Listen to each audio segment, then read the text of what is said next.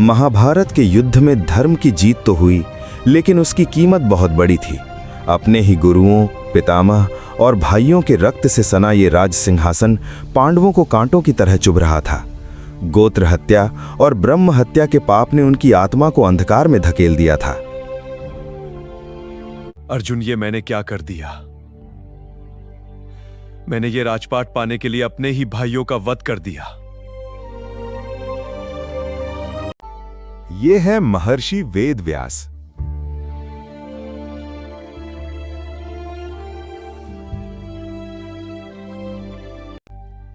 मुनिवर प्रणाम। आयुष्मान भव।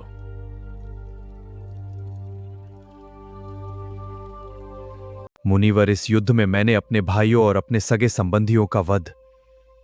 इस घोर अपराध से मुझे कैसे मुक्ति मिलेगी?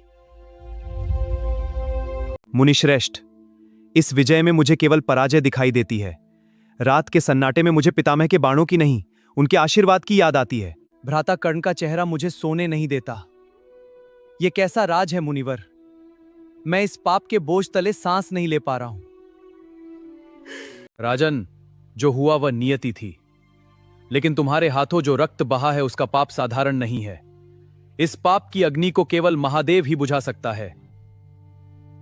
तुम्हें शिव जी की शरण में जाना होगा। वही तुम्हें इस अपराध बोझ से मुक्ति दिला सकते हैं। परंतु महादेव तो कैलाश में हैं। क्या वे हम जैसे पापियों को दर्शन देंगे? वे अंतर्यामी हैं, तुम्हें उन्हें खोजना होगा। अपना सर्वस्व त्याग कर शिव की खोज में निकल पड़ो।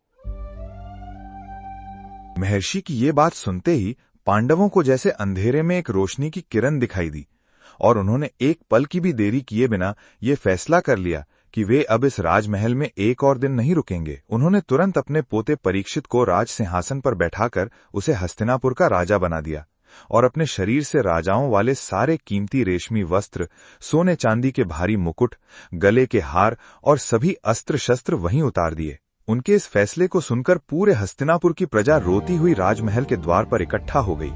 लोगों ने उन्हें रोकने की बहुत कोशिश की। पांडव नंगे पैर ही भगवान शिव की खोज में निकल पड़े। उनका सबसे पहला पड़ाव भगवान शिव की अपनी और सबसे प्रिय नगरी काशी था, क्योंकि उन्हें पूरा विश्वास था कि पूरी दुनिया के स्वामी महादेव उन्हें अपनी नगरी में जरूर मिल जाएंगे। कई दिनों तक भूखे प्यासे जंगलों और कच्चे रास्तों पर पैदल चलते हुए जब वे काशी पहुंचे तो उन्होंने सबसे पहले पवित्र गंगा नदी में स्नान किया और फिर महादेव के दर्शन के लिए काशी के हर छोटे बड़े मंदिर, हर गली, हर चौराहे और हर घाट पर जाकर लोगों से पूछने लगे। लेकिन वे ये नहीं जानते थे कि भगवान शिव उनसे बहुत ज्यादा नाराज थे, क्योंकि युद्ध जीतने के लिए पांडवों ने कई जगहों पर छल और झूठ का सहारा लिया था। महादेव किसी भी कीमत पर इन पापियों को इतनी आसानी से दर्शन देकर उन्हें उनके पापों से मुक्त नहीं करना चाहते थे। इसलिए जैसे ही भगवान शिव को ये पता चला कि पांडव उन्हें खोजते हुए काशी आ रहे हैं, तो वे चुपचाप काशी छोड़कर वहां से दूर हिमालय की ऊंची, दुर्गम और बर्फीली पहाड़ियों में जाकर छिप गए। जब कई दिनों की कड़ी मेहनत के बाद पांडवों को काशी में भगवान शिव का कोई सुराग नहीं मिला, तो वे समझ गए कि महादेव उनसे रूठे हुए हैं और उनसे छिप रहे हैं।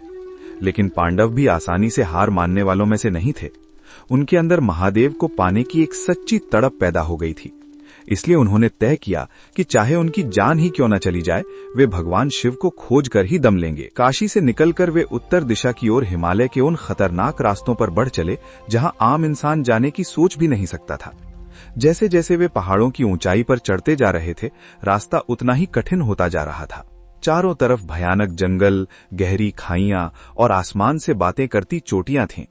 कुछ ही दिनों में मौसम बहुत खराब हो गया। अपनी भूख, प्यास और शरीर के सारे दर्दों को भूलकर वे सिर्फ हर हर महादेव का जाप करते हुए आगे बढ़ते रहे। पांडवों की इस अटूट शिव भक्ति के लिए एक लाइक तो बनता है। अगर आप भी महादेव के सच्चे भक्त हैं तो अभी इस वीडियो को लाइक करें ताकि महादेव की ये गाथा और भी लोगों तक पहुंच सके। कई दिनों की इस कठिन यात्रा के बाद वे हिमालय की वादियों में एक ऐसे गुप्त स्थान पर पहुंचे जिसे आज की दुनिया गुप्त काशी के नाम से जानती है। वहां अचानक पांडवों को एक पल के लिए भगवान शिव की एक झलक दिखाई दी। लेकिन इससे पहले कि वे दौड़कर उनके पास पहुंचते, शिवजी ने माया रची और वे अपना रूप बदलकर वहां से फिर से गायब हो गए।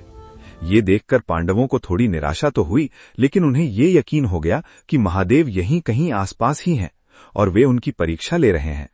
गुप्त काशी से वे और भी ज्यादा ऊंचाई और खतरनाक रास्तों को पार करते हुए केदार घाटी की तरफ बढ़ने लगे। जब वे केदार घाटी पहुंचे तो वहां का नजारा देखकर उनकी सारी थकान जैसे छूमंतर हो गई। वो जगह स्वर्ग के समान सुंदर थी। तभी भीम की नजर थोड़ी दूर पर घास चर रहे जंगली गायों और बैलों के एक बहुत बड़े झुंड पर पड़ी। भीम बहुत ध्यान से उस झुंड को देखने लगे और उन्होंने देखा कि उस झुंड के बीचों बीच एक ऐसा वृषभ खड़ा है जो बाकी सभी जानवरों से बिल्कुल अलग है। वो बैल आकार में बहुत विशाल था। उसकी त्वचा से एक अद्भुत चमक और तेज निकल रहा था और उसकी चाल में एक दैवीय राजसीपन था। भीम के मन में तुरंत ये विचार कौंधा कि दुनिया का कोई भी साधारण जानवर इतना दिव्य और चमकदार नहीं हो सकता।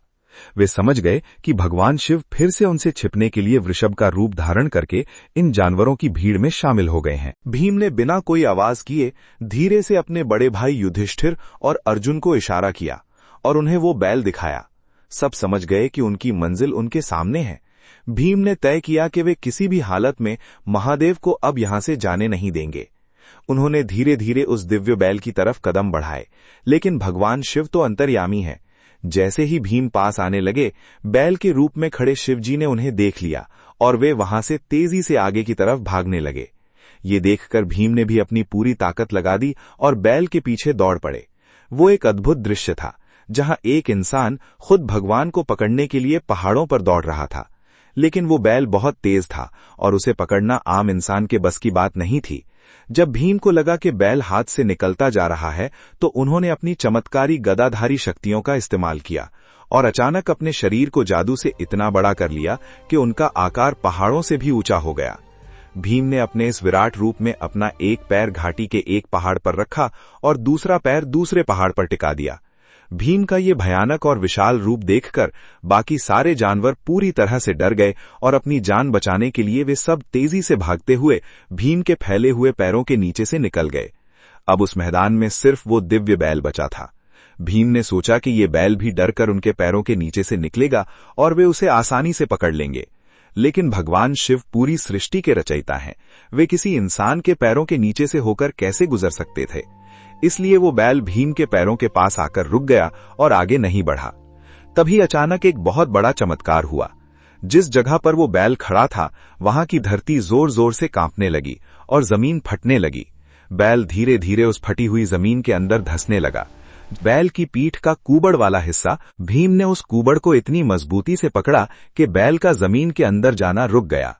भीम की आंखों से आंसू बह रहे थे और वे जोर जोर से रोते हुए महादेव से प्रार्थना करने लगे कि हे प्रभु, हम जानते हैं कि हम महापापी हैं, लेकिन अगर आपने आज हमें माफ नहीं किया तो हम सब यहीं इसी घाटी में अपने प्राण त्याग देंगे। पांडवों की ये सच्ची तड़प, उनका ये कठोर पश्चाताप और उनका टूट चुका अहंकार देखकर भगवान शिव का हृदय पिघल गया।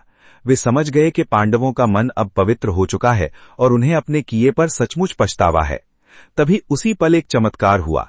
भीम के हाथों में जो बैल का कुबड़ था, वो अचानक एक विशाल, स्वयंभू और तिकोने आकार के काले पत्थर के शिवलिंग में बदल गया और उस शिवलिंग से एक बहुत ही तेज और पवित्र रोशनी आसमान की तरफ फूट पड़ी।